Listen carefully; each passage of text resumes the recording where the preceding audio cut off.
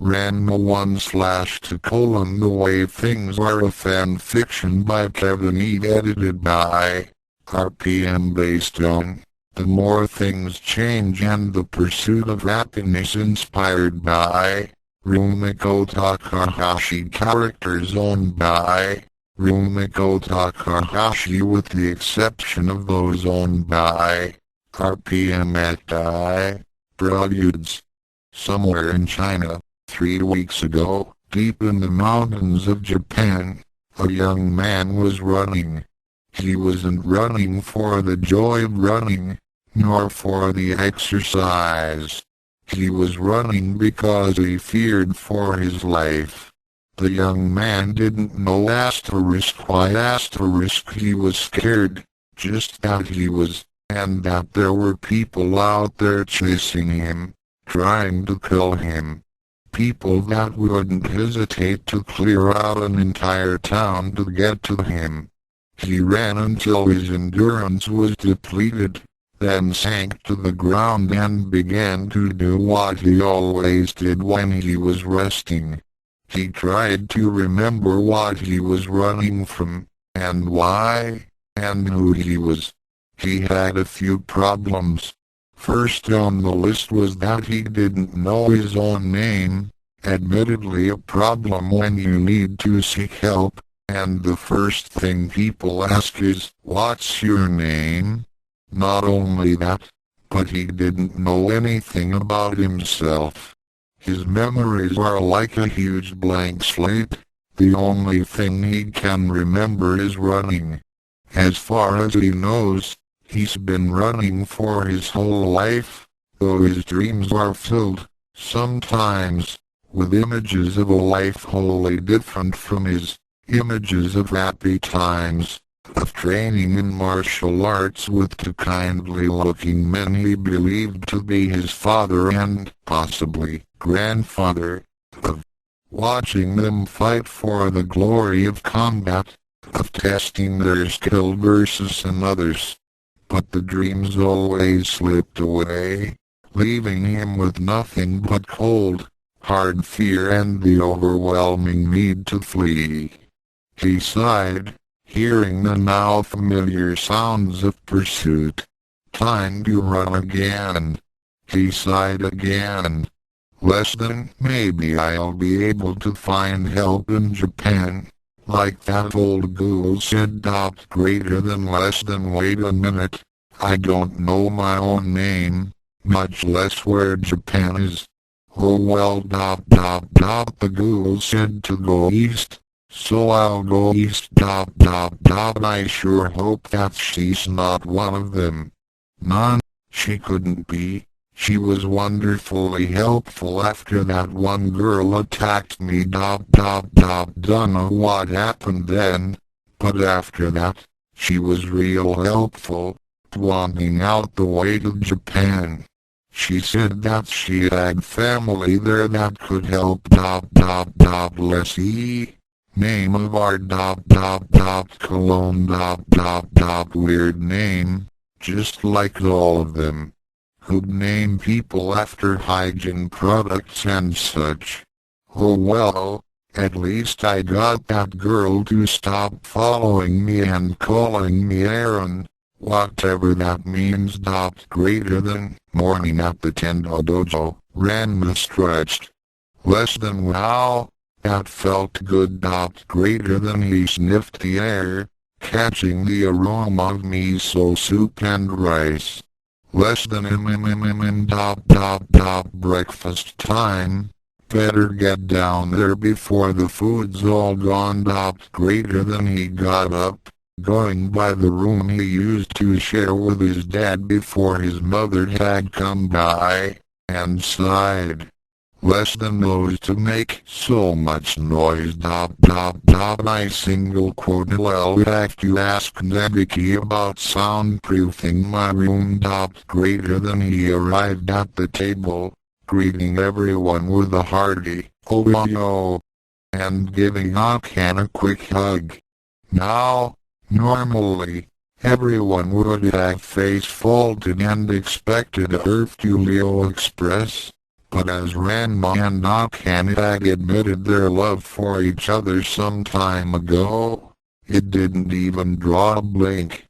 Ranma was happy. Less than yet. Life is good. Greater than. He grabbed his food and began to inhale it in the usual manner. Again, normally this would draw a comment about eating like a pig from Akan, but normality left square bracket 1 had adjusted her to this fact of life, and she just took it in stride. So, Ranma, what you got planned today? Come on, Akan. You know I never plan ahead. Ranma replied matter-of-factly. But I did want to visit Yukio and Ryoga, see what they're up to. Maybe we could all go on a picnic or something. Sounds good. Ranma. Let's say we go about 11 o'clock. Akan said. Okay. Ranma sighed, since he knew what was coming next, and though he never passed up the chance to work on his martial arts, he wasn't feeling particularly alert yet, and he knew that'd be a problem. So, Ranma, ready to get your butt whooped? Akan challenged him, as had become common, since Ranma never seemed to have the energy to get up and train with Ranma ever since Nodoka had come by the dojo. Ranma sighed. Yeah, whatever, Akan, you know I could beat you any day of the week. Ranma said, then got up and followed Akan to the dojo. Less than I have to admit. Oh, she's been getting one hell of a lot better in the past few months.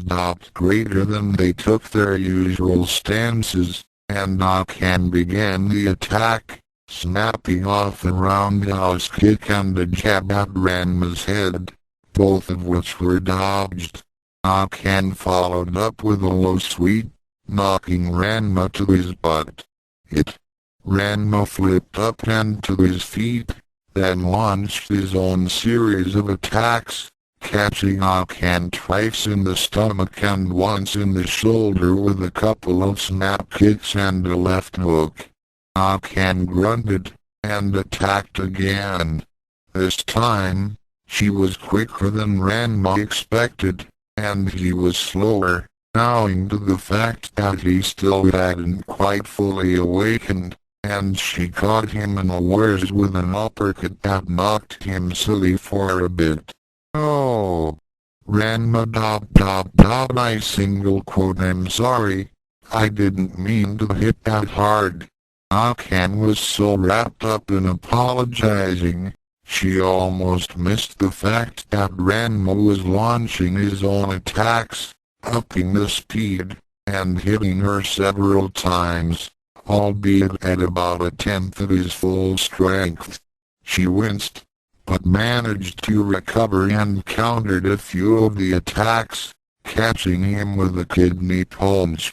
Ranma was about to be beaten, and quickly swept Akan and then followed up as if to give the finishing blow, and stopped, just jabbing her lightly.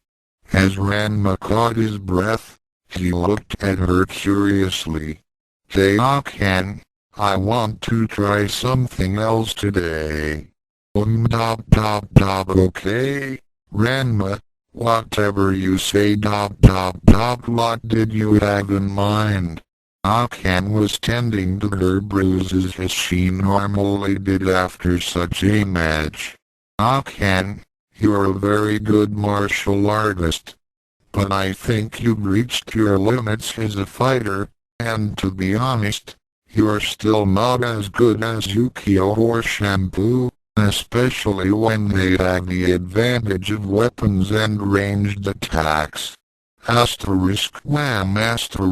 IDAI. Akan whipped her mallet to the ready position, and yelled, so you don't think I'm very good? Do you? That's not what I meant. Can. Do you know why you couldn't defeat Yukio or Shampoo unless you really had to? What do you mean? Asked Anakan, whose anger was rapidly deflating whoosh in the face of Ranma's newfound rationality. It's simple. Yukio, Shampoo, Kodakai this single quote rate all better than you are, but not skill-wise. They have better control of their ki, and that's one of the most important fighting tools anyone can have. I think we need to start developing your control of ki, and see what happens. Ranma considered her for a moment. Maybe you could even develop a ki attack, to keep you in the same league as the others. No chance of your learning this Shishihukoden. I don't think. The Mukota Kabisha is possible. You're certainly confident enough but I think you and I should develop your unique attack. A surprise, for the next person to come around and try and take you away, or use you as bait. Okay, Ranma. So, where do we start? Akan was mildly surprised at the way Ranma was acting, but decided to go along with it. It couldn't hurt to try, anyway. Ranma grabbed the back of his head apologetically. Well let's see okay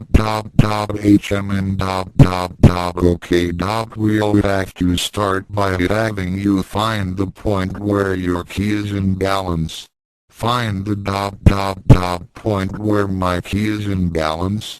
How? Why? Akan was puzzled. Just sit down, and start breathing deep. Yeah, that's it. Okay. Now search for your inner reserve of energy. You know, the one that you use to make yourself super strong when you smash me. As for the why.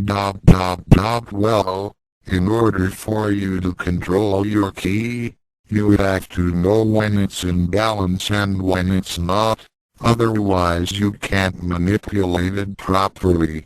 When I use my Mukota Kabisha, for example, I take the ki that's based on confidence, concentrate it at my balance point, and then push it outwards.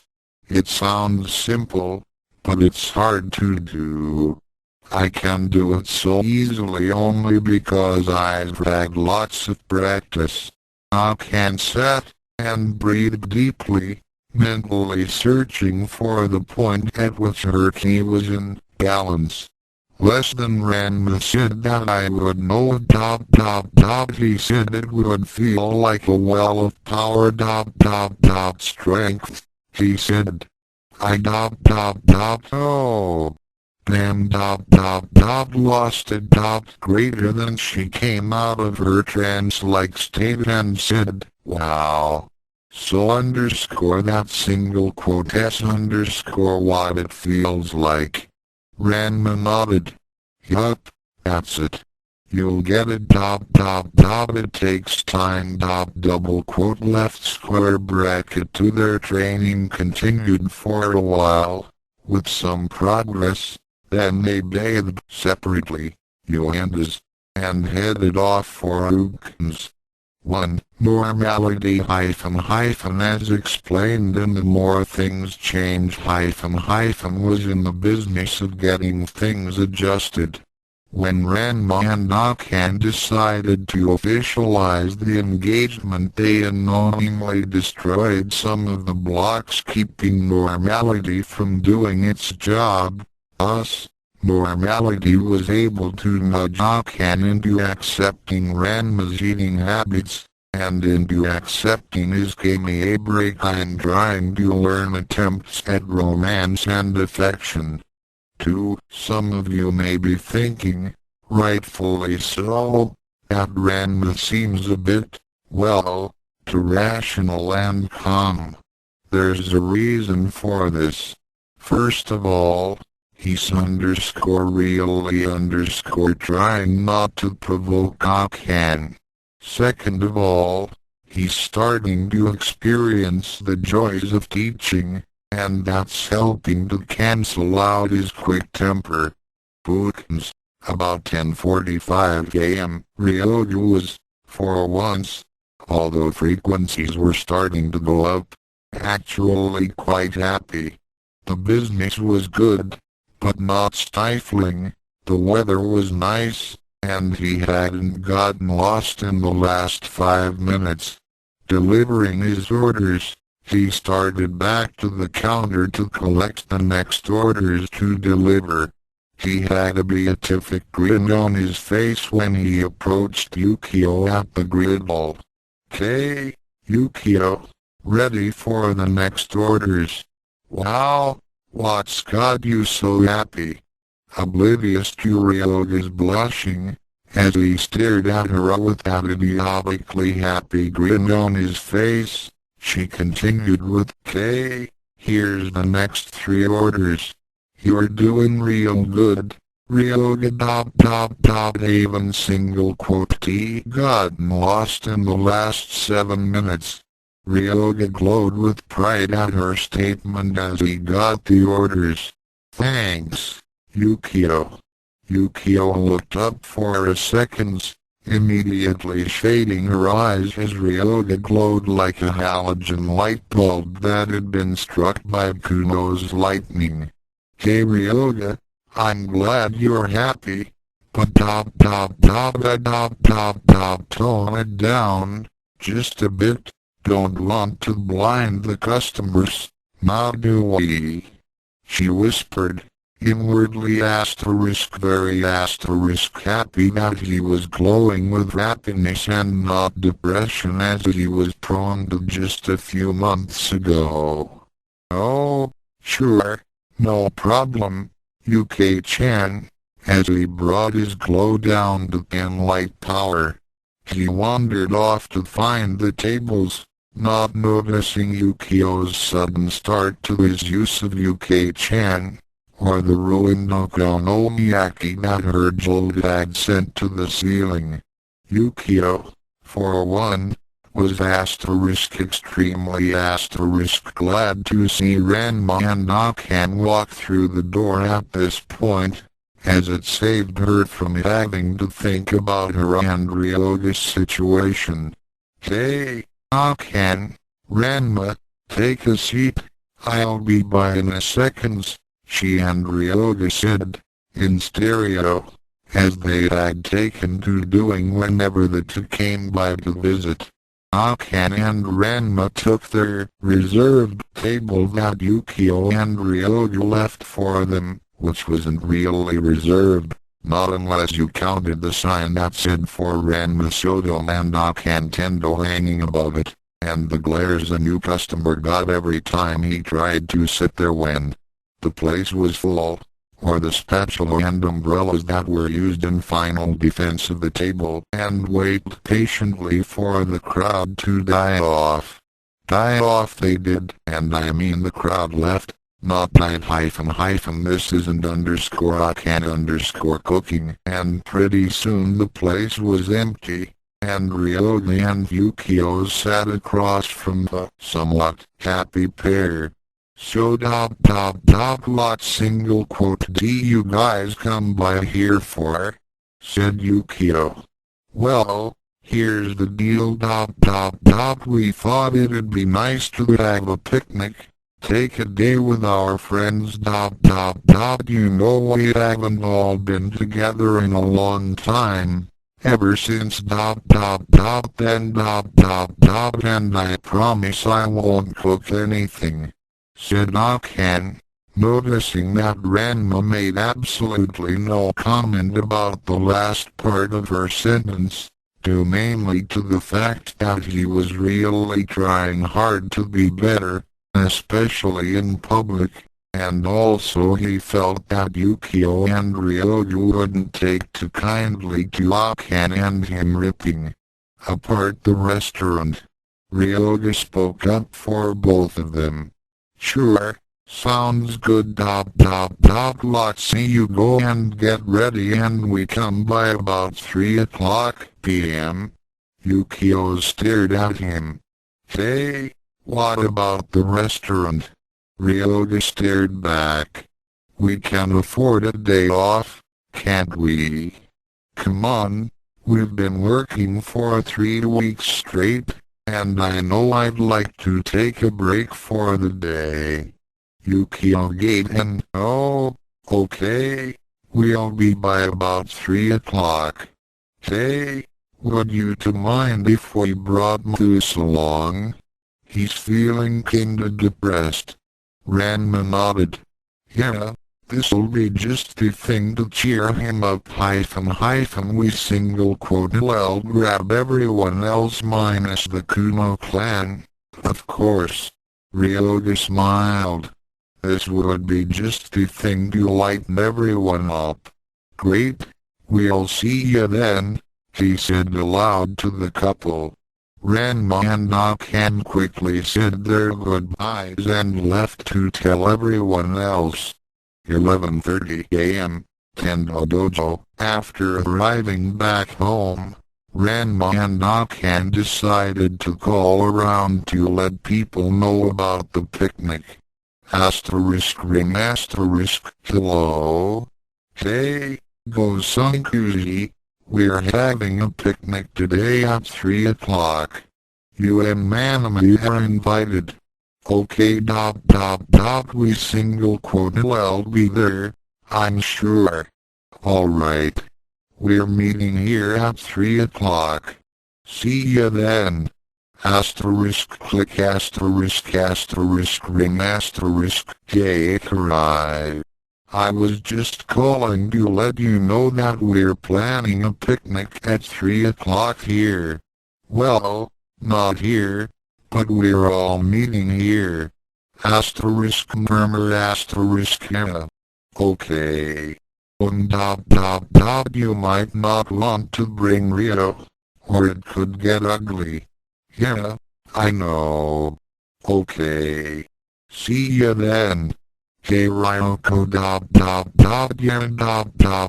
we single quote rate having a picnic. Yeah, he might be there. Think you can help with damage control? Alright, thanks. Click and so on, and so on, and so on. It was to be a reunion of sorts. They'd all gone their separate ways for a while, and this would mark their return to Niruma. 2:30 p.m. Meizanikoku, Room 3, Kyoko was bored. There wasn't much to expound on.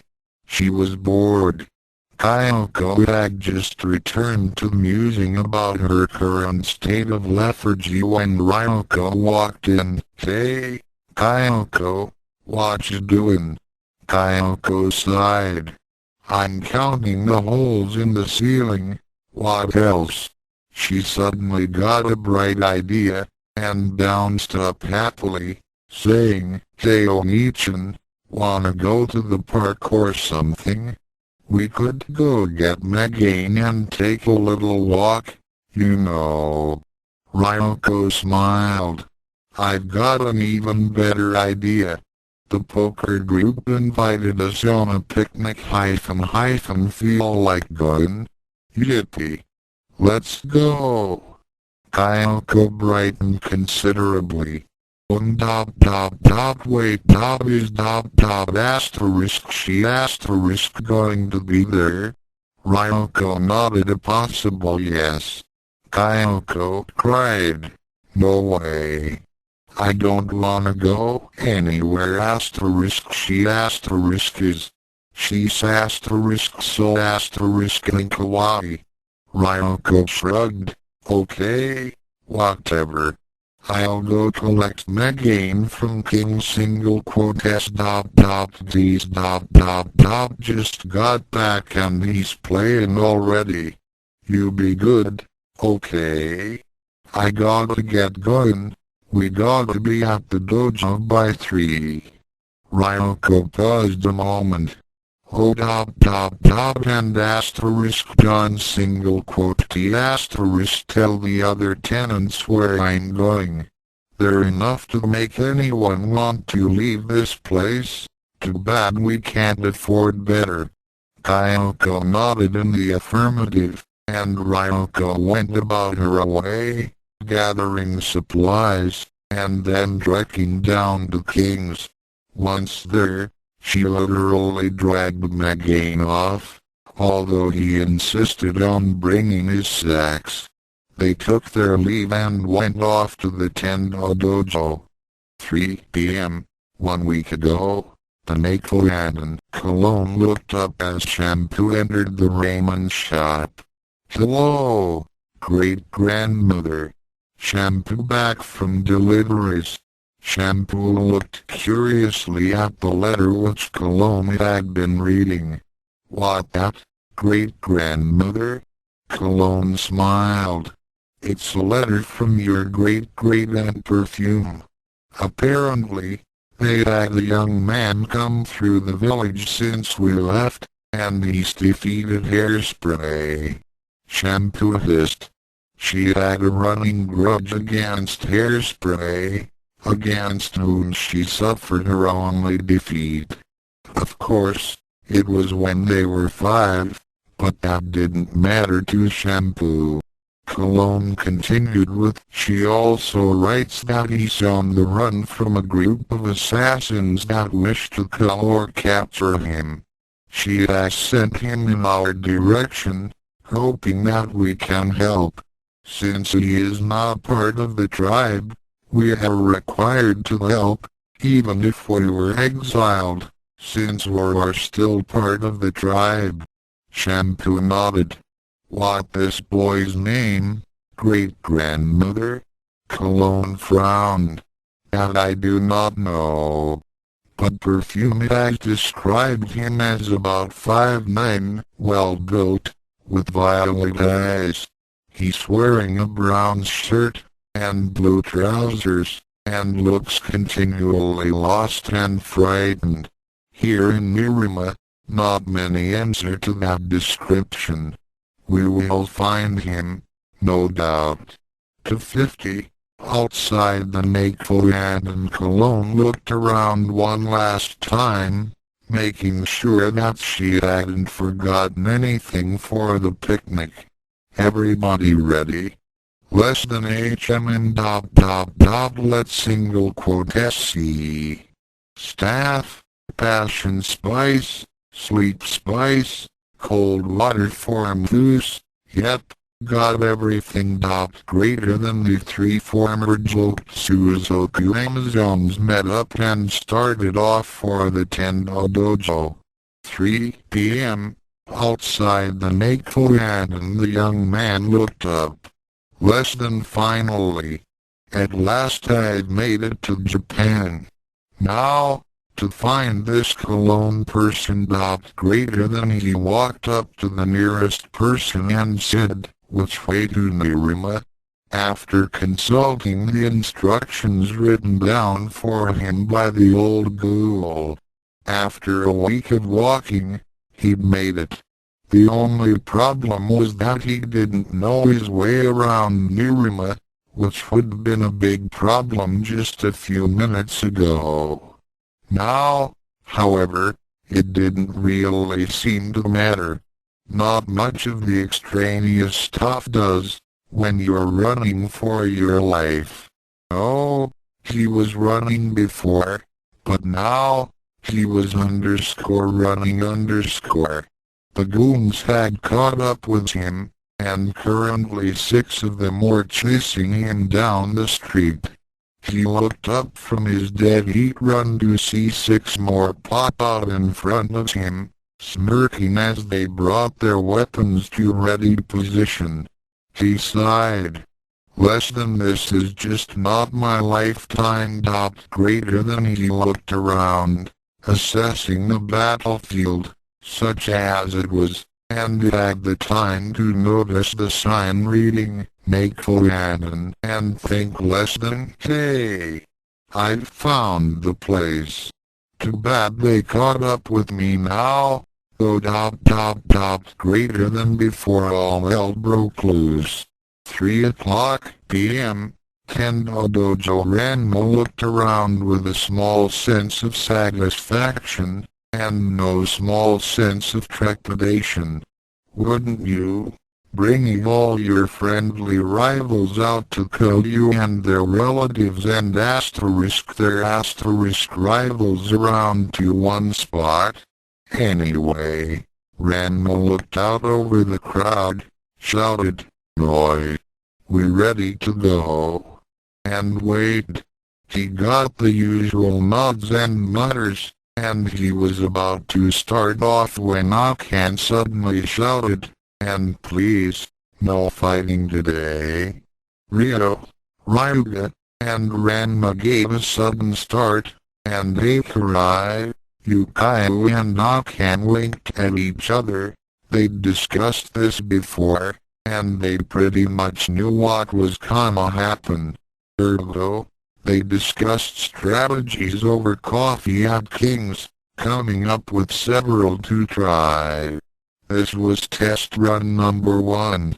The group got moving as a group moo, and ambled off to Tai Park, chattering excitedly amongst themselves, except, of course, the Dorito, who was just looking rather dour and uninterested, arm in arm with Aikarai.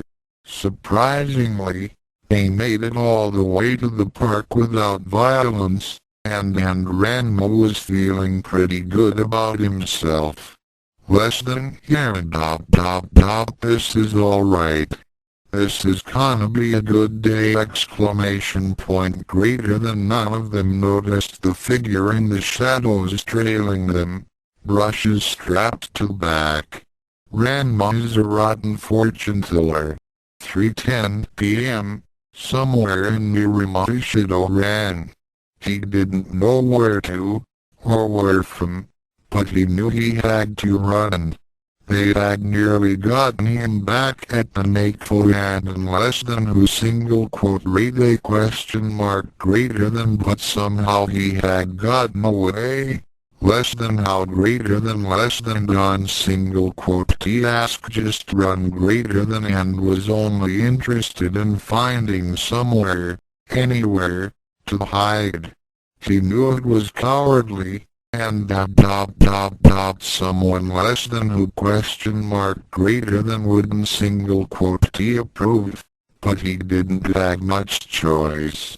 He stumbled, pushing and shoving past unknown people less than obstacles got to get away greater than until, finally, he was in the open.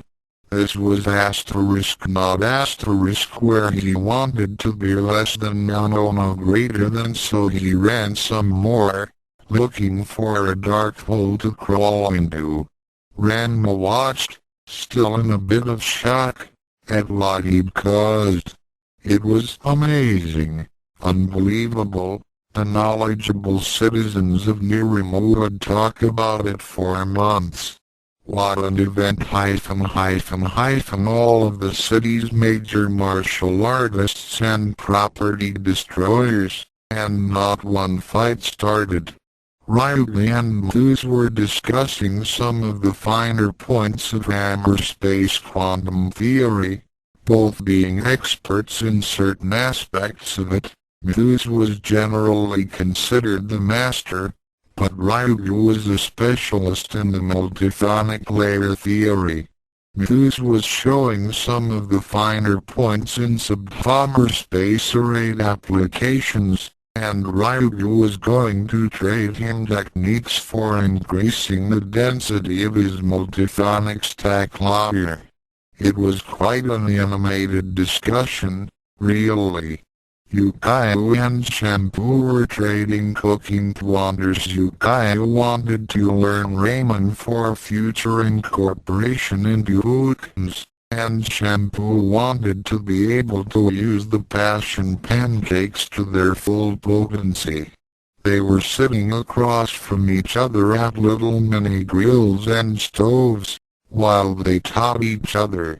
Akan was taking notes, and was going to show them how to make that curry. Having specialized so far, both Yukio and Shampoo wanted to eat something that wasn't single quote T okonomiyaki or ramen. Akan considered something, then offered to ask Kasumi for some recipes later for the both of them. Something which they both agreed to. If one thing was universal in the world, it was that Kasumi's cooking had no equal. Well, neither did Akan's, but that's not exactly something you want to tout. Rio was sitting up in a tree while Akurai and Ryoko chatted. Megane was practicing a ballad called Misty, apparently a big hit in the Gaian states, and Kyoko was sitting, talking kawaii with Azusa. Amazingly, no trouble from the somewhat provocable UWSMA folks. Of course, that was largely because Tanya was nowhere to be found. She was probably there, somewhere, but she was being quiet. Unbelievable. Ranma smiled a small little smile to himself, and leaned back to rest against a tree. Right now, other side of Tai Park Ishido ran blindly, senses overloaded on fear and unreasoning terror. Twice he stumbled, twice he scrambled to his feet and pressed on. Somewhere in his mind, he noticed the sounds of pursuit getting ever closer. It scared him.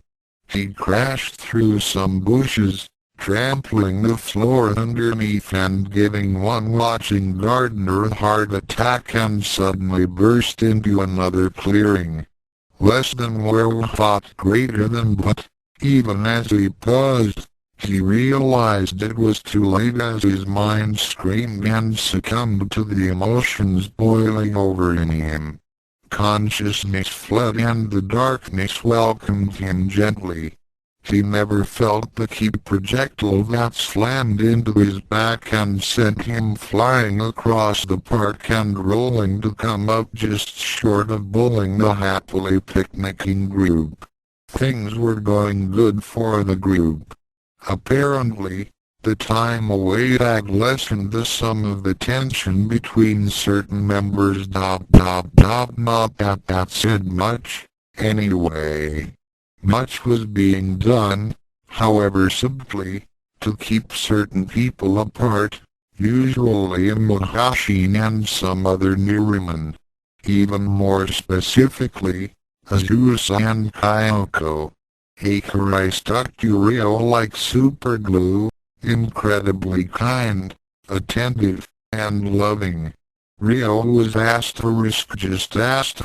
his side of indifferent, which gave his siblings a shock. Usually he was a lot colder.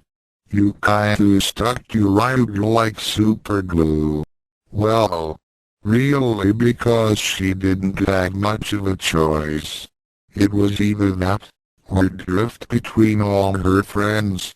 Besides, she had to be there, for damage control. Amazingly enough, people were getting along. Oh, sure, there were your occasional cold water splashes, and death threats and challenges, but then, what kind of day in Miramar is it without such things? Someone got a game of frisbee going, with the adjunction that no martial arts skills were to be used. They apparently liked their frisbee and didn't relish buying a new one.